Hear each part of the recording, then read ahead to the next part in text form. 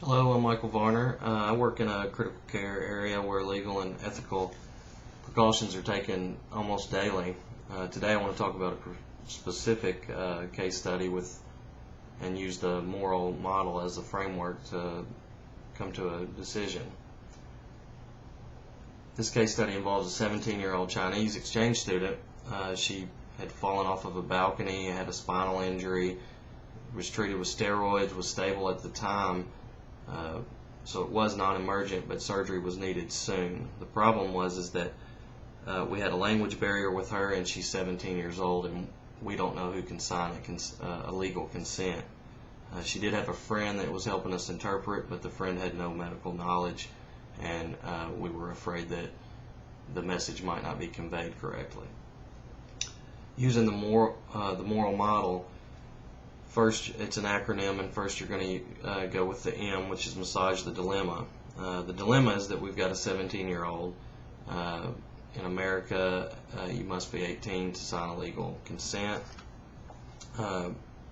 barring that it's non-emergent, which at the time it was deemed non-emergent, but would soon be. Also, we couldn't reach her parents. It was the weekend. We didn't know who to reach at her school that might be able to point us in the right direction. We moved to the O, which is our options. Well, we can perform the surgery right away and risk having a legal consent and the implications that may follow that, or we can delay the surgery, take time to figure out our resources and try to get a legal consent before we go into surgery. The next step or letter is R, which is resolve the dilemma. In this process, we're just going to review the issues and the options. We know legally we need consent. That's going to affect the doctor, the nurse, and other healthcare professionals involved.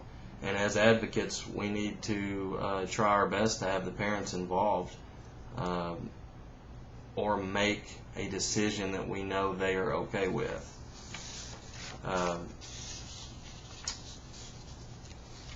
So we move to the affirming position and acting, the A.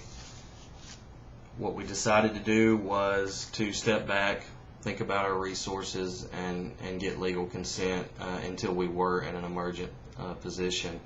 We contacted the weekend social worker. She was very helpful, came to the hospital, was able to reach a liaison that we weren't even aware of from the school. This person was a lawyer. He did have all the paperwork that we needed to give us legal consent to have this done. This was all, luckily this was all pre-done and as part of the exchange policy. He faxed us all the appropriate paperwork. We had it in front of us. We were ready to go. The L is looking back on the situation and evaluating. It ended up being the right move. We had legal consent. We had consent that the family had already signed for a situation like this.